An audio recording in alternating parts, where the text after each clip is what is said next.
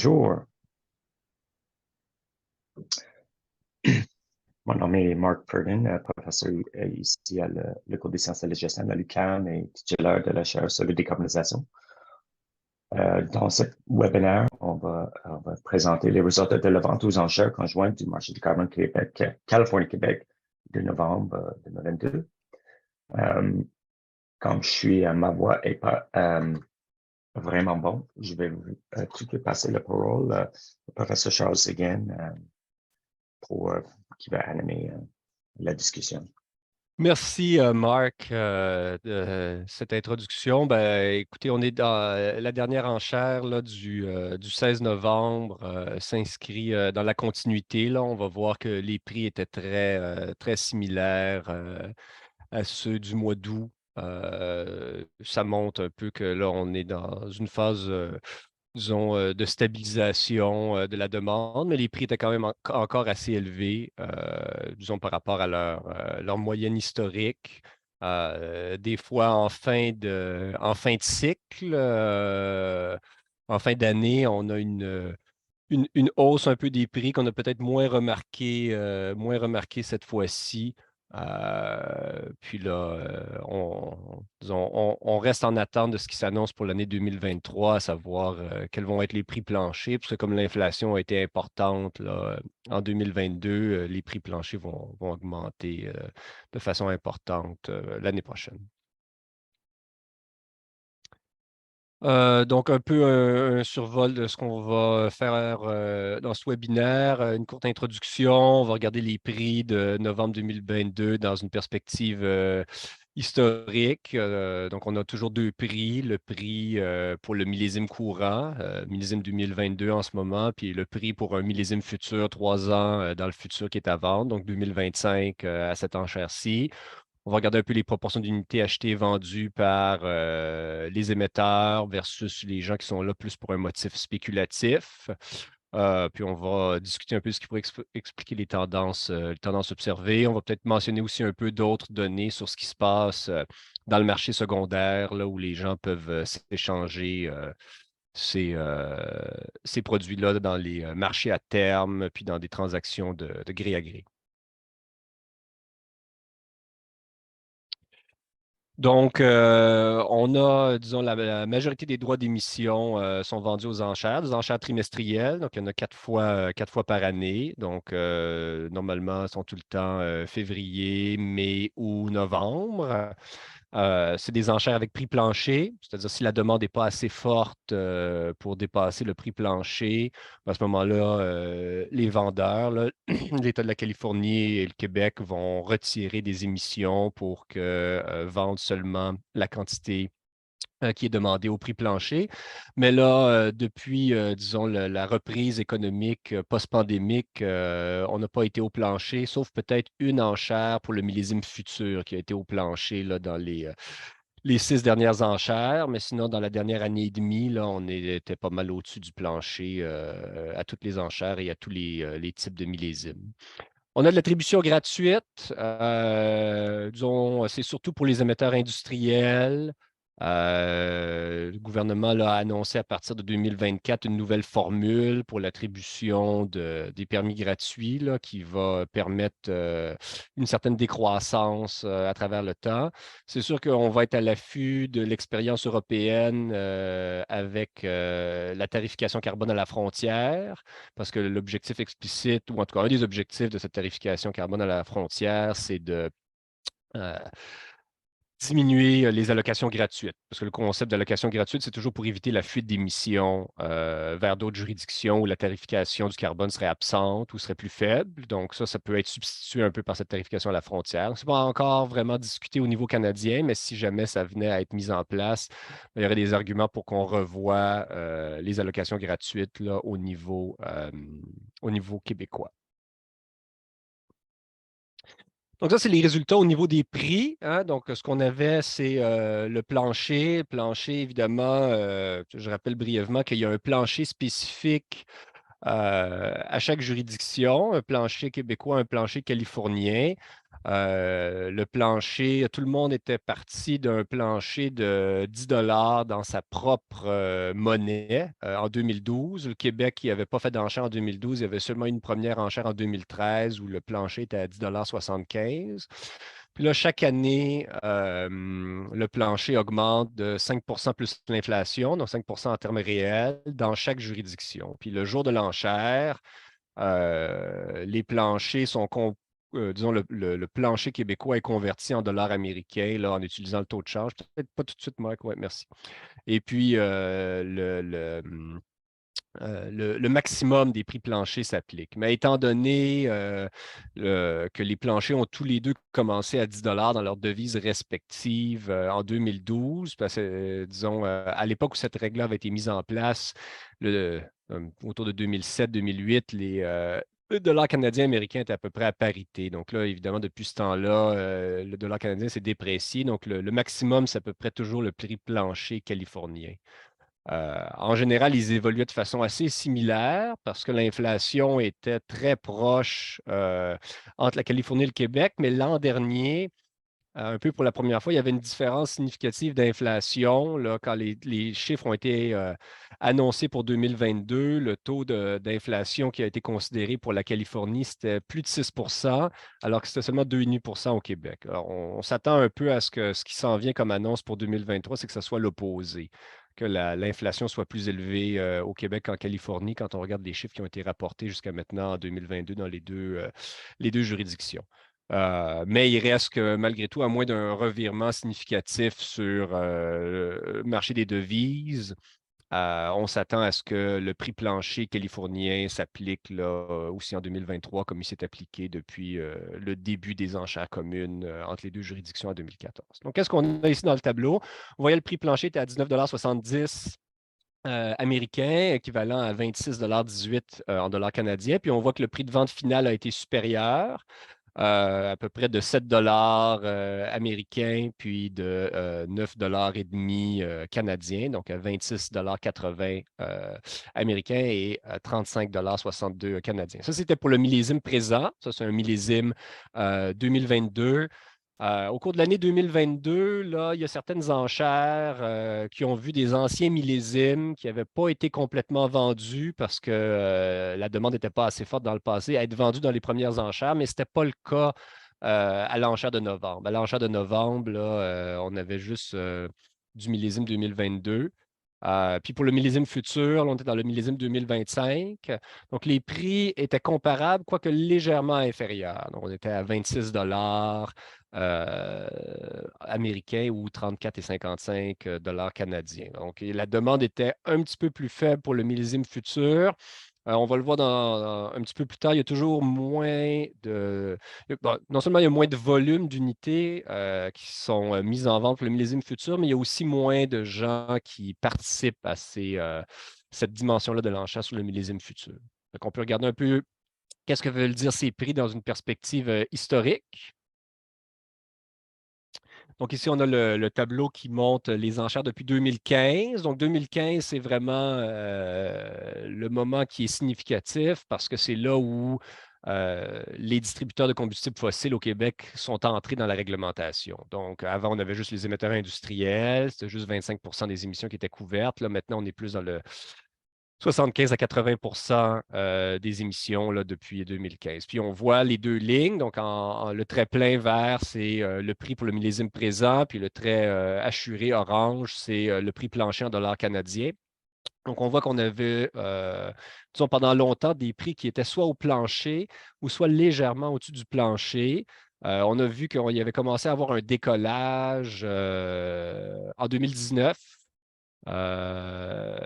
au-dessus du prix plancher, mais ça s'était terminé avec la pandémie. Là, on voit qu'en 2020, à la première enchère de 2020, on était au-dessus du prix plancher en février, mais après ça, on est retombé.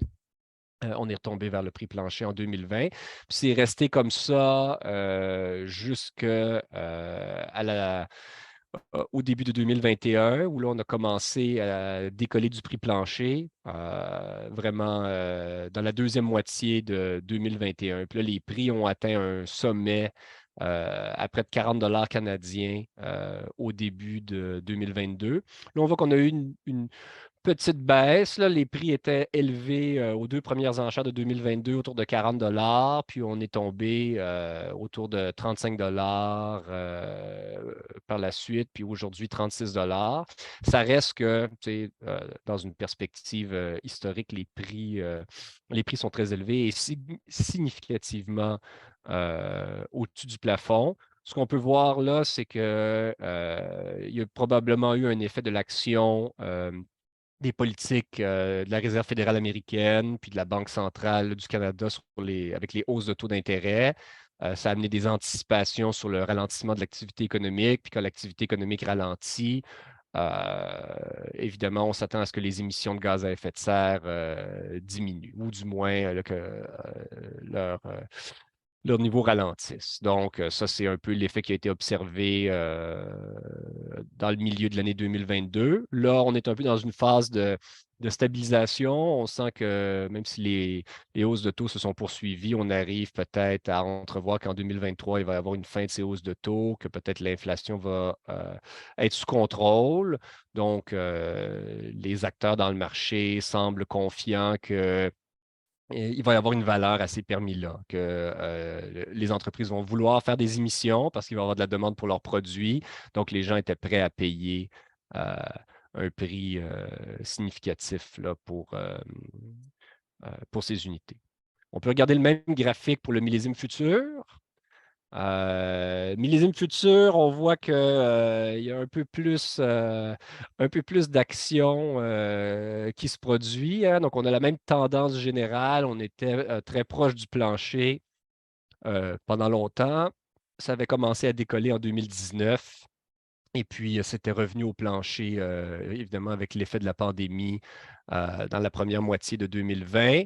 Puis là, au milieu de 2021, ça a redécollé. Puis ça avait même atteint un sommet très élevé vers la fin de 2021, où on était au-dessus de 40 Puis là, au début de 2022, on était retombé au plancher, donc autour de 25 canadiens. Il y a souvent un effet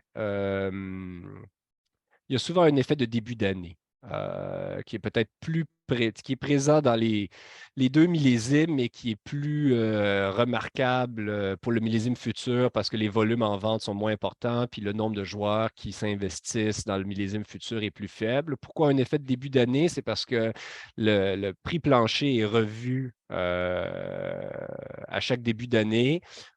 Donc, il y a comme, si on veut, un intérêt à se procurer les millésimes futurs avant que le prix plancher n'augmente. Puis là, quand le prix plancher a augmenté, les gens ont fait des provisions un peu à la période précédente et la demande est un peu plus faible. Donc, on a eu une enchère où les millésimes futurs étaient au plancher en janvier. Là, ça a monté ensuite les deux enchères suivantes au mois de mai, puis ensuite au mois d'août dernier. Là, on a une petite baisse en cette fin d'année, mais on reste quand même à un niveau qui est assez élevé, là. C'est-à-dire qu'on est bien plus élevé que on était, par exemple, au milieu de 2021, où le prix était à 34 alors que là, aujourd'hui, on est presque à 35 Fait que la demande était assez forte au niveau du millésime futur aussi. On peut avancer encore. OK, donc là, ici, on voit les proportions d'unités achetées par les émetteurs. Donc, au niveau du millésime présent, on avait 80 ce qui est quand même, bon, disons que ces chiffres-là se situent en général entre 80 et 90 Donc, à 80 on est quand même un peu dans la borne inférieure. OK? C'est-à-dire que il semblait que les acheteurs qui ne sont pas des émetteurs, donc présumément des gens qui achètent ces permis-là dans un objectif de revente, donc des spéculateurs étaient quand même relativement présents euh, au niveau du millésime 2022 à la dernière enchère. C'était un peu moins le cas au niveau du millésime futur. Donc, il y avait 83 qui ont été achetés par des émetteurs, mais il reste que ce chiffre-là est aussi un peu dans la fourchette inférieure. Donc, il reste que les spéculateurs, par rapport à ce qu'on a observé historiquement, étaient quand même assez présents euh, dans l'enchère pour les millésimes futurs, là, 2025.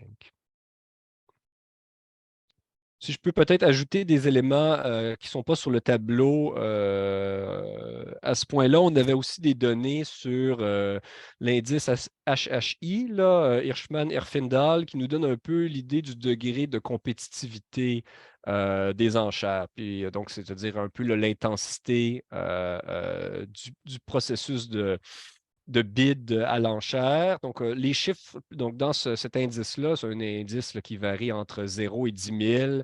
Quand les chiffres sont petits, ça nous donne une bonne indication qu'il y avait beaucoup de compétitivité entre les gens qui ont soumis des offres.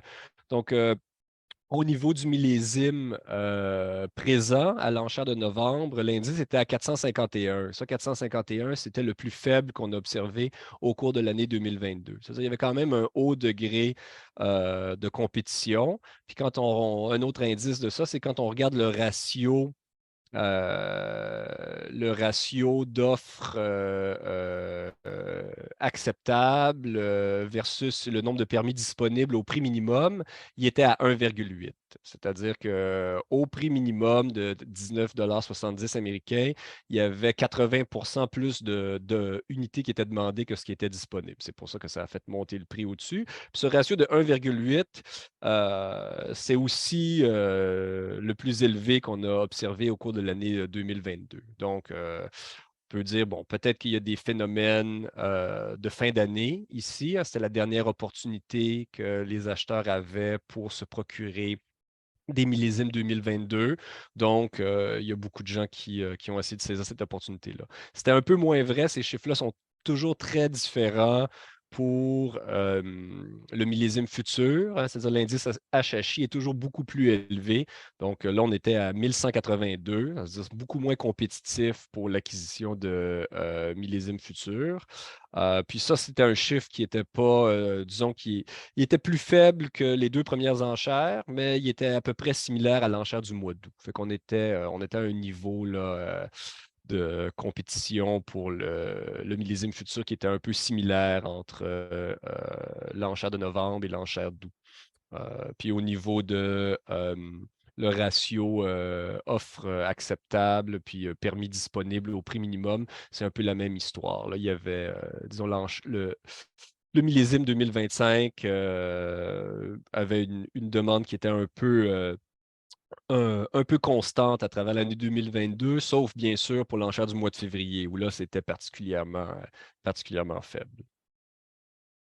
On peut poursuivre. Donc, on a cette évolution de la proportion des émissions, millésime présent. Fait qu'on voit que, disons, historiquement, les spéculateurs étaient peu présents, hein. On voit que jusqu'à 2018, la proportion qui est achetée par les émetteurs est au-dessus de 90. Puis évidemment, ce n'est pas très intéressant pour les spéculateurs de se procurer ce produit-là, ou c'est moins intéressant, disons, quand les enchères sont au prix plancher. Parce que là, ça veut dire qu'il y a comme une surabondance finalement de ces permis-là. Donc, la perspective de peut-être pouvoir les vendre à profit est plus faible. Puis là, on voit que dans la période en 2019 où le prix a commencé à décoller du plancher, on a une participation plus grande là, des spéculateurs. Donc, le niveau acheté par les émetteurs est plus bas. Là, on passe en dessous du 90 pour la première fois au cours de l'année 2019. Après ça, on a l'effet de la pandémie. Alors, et en 2021, là, on décolle vraiment du prix plancher, puis on a le retour des spéculateurs. Puis on voit que ça avait un peu diminué pour le millésime présent au cours de début de l'année 2022. Puis on avait un peu un retour en force un peu plus grand là, à cette dernière enchère-ci des spéculateurs. Quand on regarde ce qui se passe pour le millésime futur, disons, les quantités en question sont plus petites. On voit qu'il y a plus de variations au niveau de la part qui est achetée par les émetteurs versus celle qui serait achetée par les spéculateurs. Il faut voir que avec la perspective de voir les prix augmenter de 5 en termes réels pour le plancher à chaque année, comme le millésime futur est toujours 3 ans à l'avance du millésime présent à chaque enchère. Mais quand les prix sont proches du minimum, si les spéculateurs sont assez patients, ça leur donne un peu une idée que, OK, j'ai acheté ça proche du prix plancher, puis ça, c'est un millésime qui va pouvoir être utilisé dans 3 ans, puis dans 3 ans, le prix minimum va avoir augmenté de au moins 5 par année en termes réels. Donc, c'est un peu plus intéressant peut-être si le spéculateur est assez patient de agir dans le marché des millésimes futurs. En général, on observait une plus grande présence des spéculateurs dans le marché des millésimes futurs. On voit que dans les dernières enchères, là, les chiffres étaient devenus plus similaires. On était dans le bas 80 pour la proportion achetée par les émetteurs là, au niveau du millésime futur. Puis ça s'est maintenu à 83 là, donc une légère hausse à l'enchère de novembre par rapport à la proportion qui avait été achetée par les émetteurs à l'enchère du mois d'août, mais ça reste là, très similaire sur toute l'année 2022. On est autour du 85 pour la proportion d'unités du millésime futur achetées par les émetteurs. OK, donc ça, c'est quelque chose d'un peu différent ici qu'on vous montre parce qu'évidemment, il y a la question, il y a beaucoup de discussions à savoir si, le Québec atteint ses objectifs de réduction, si le système de plafonnement et d'échange contribue à l'atteinte de cet objectif de réduction, puis si il n'y a pas une surallocation de permis dans le marché. C'est sûr que quand on voit des prix comme on a connu depuis le milieu de l'année 2021 qui sont beaucoup au-dessus du plancher, les acteurs dans le marché sont en train de nous envoyer le message qu'il y a une rareté de ces permis-là. Puis s'il y a une rareté de ces permis-là, ça veut dire que, disons, les acteurs du marché estiment qu'il n'y a pas une surallocation en ce moment. Sinon, ils ne seraient pas prêts à payer des montants comme on retrouve aujourd'hui pour se procurer quelque chose qui serait autrement en surabondance. Donc ça, c'est le premier élément. Le marché nous envoie un peu un message qu'il y a une certaine rareté de ces permis-là avec les bons prix qui ont été observés là, au cours des dernières 6 enchères.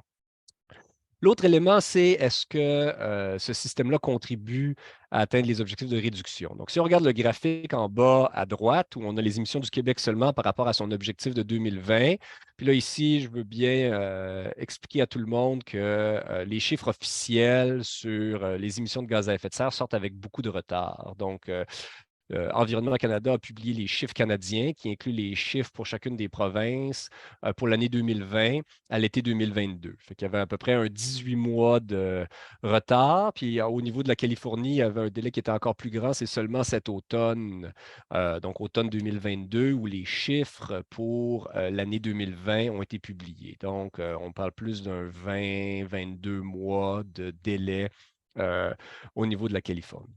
Donc, qu'est-ce qu'on observe au Québec? C'est que même avec l'effet de la pandémie, si on regarde là, la variation, la dernière chute, là, la variation 2019-2020, on n'a pas atteint notre objectif quand on considère seulement les émissions qui sont faites au Québec. OK? Donc, on est passé à peu près en 2019 où on avait une réduction des émissions québécoises par rapport au niveau de 1990 de peut-être 3 à une réduction de 10 avec l'effet de la pandémie en 2020. Mais l'objectif du Québec était une réduction de... Oups, je viens de... OK, ça va.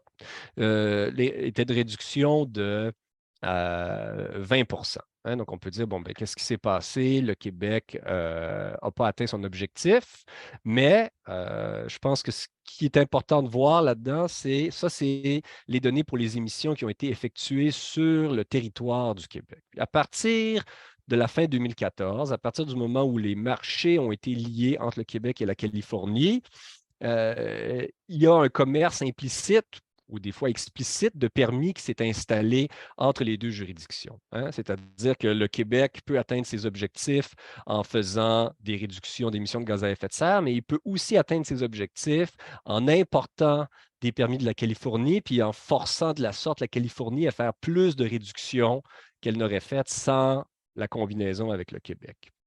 Et cette dynamique-là, on s'y attendait vraiment parce que on sait qu'au Québec, on a très peu d'émissions dans le secteur de la production d'électricité avec notre hydroélectricité.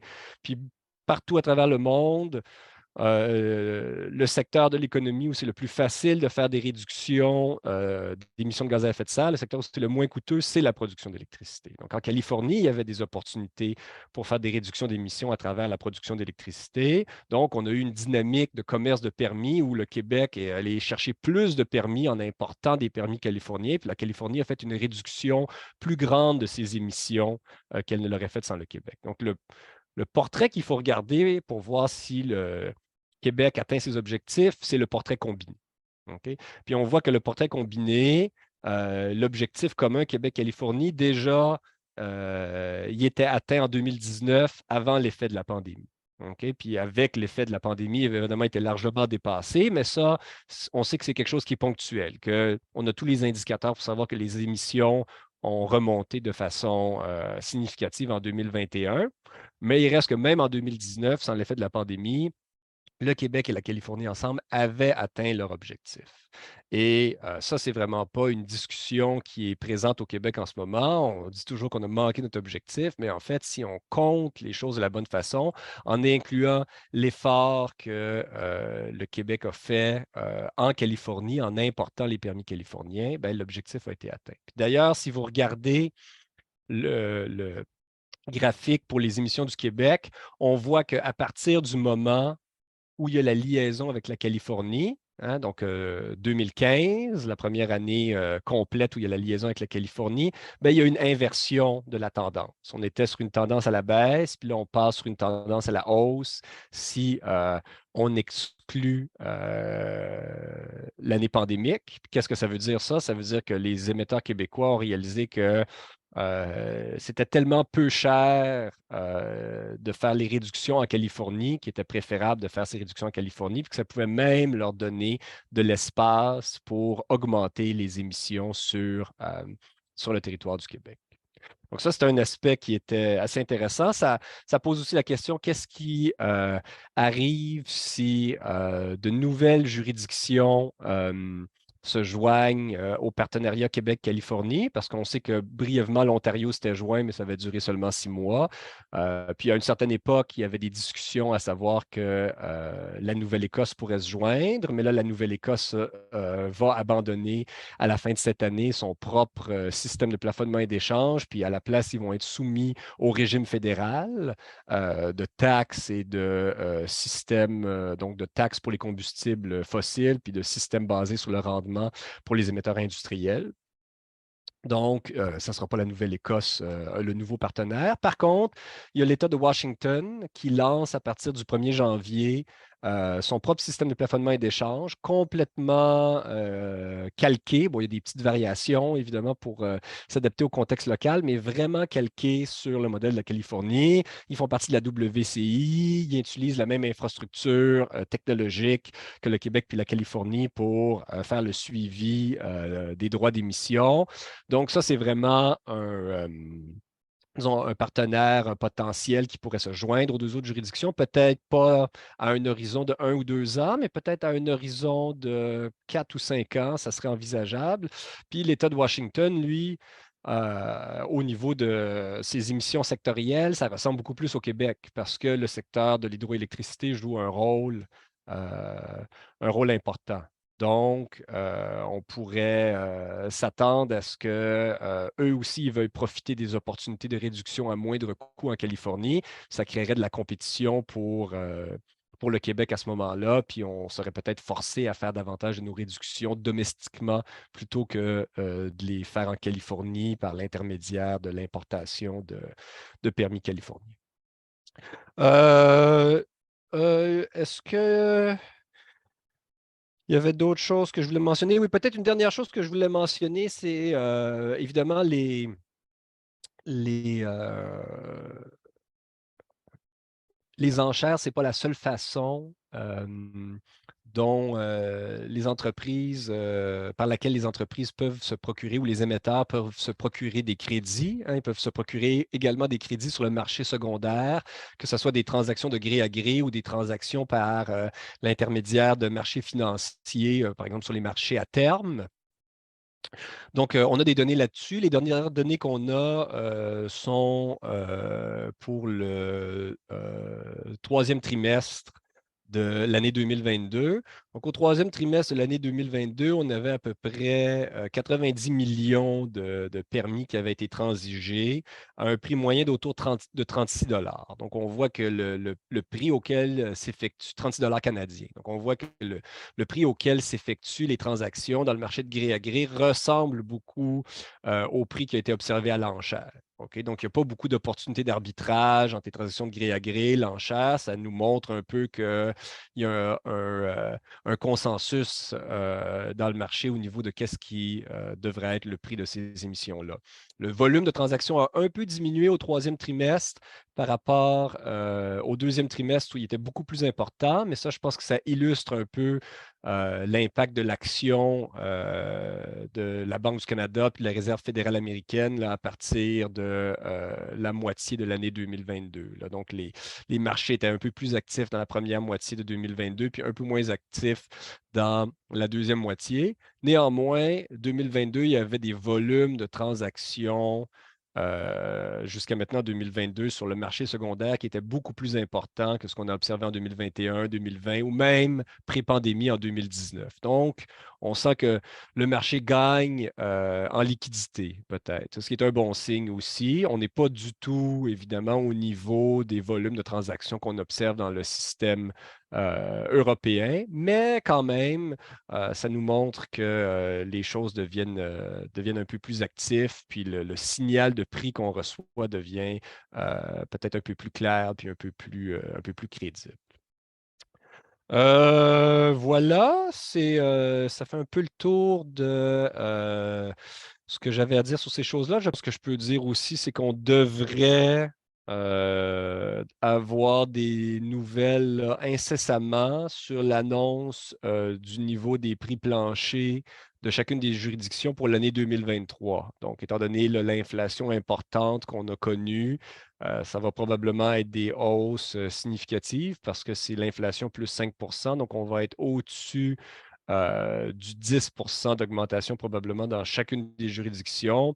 La projection que j'ai vue pour la Californie, c'est que l'indice des prix à la consommation, il s'attendait à ce que ça augmente entre 6 et 7 pour l'année 2022. Donc, on serait entre 11 et 12 pour l'augmentation du prix plancher californien, qui est celui qui contrôle vraiment le système. Donc, à ce moment-là, on passerait de 19,70 à pratiquement 22 à peu près au niveau du prix plancher.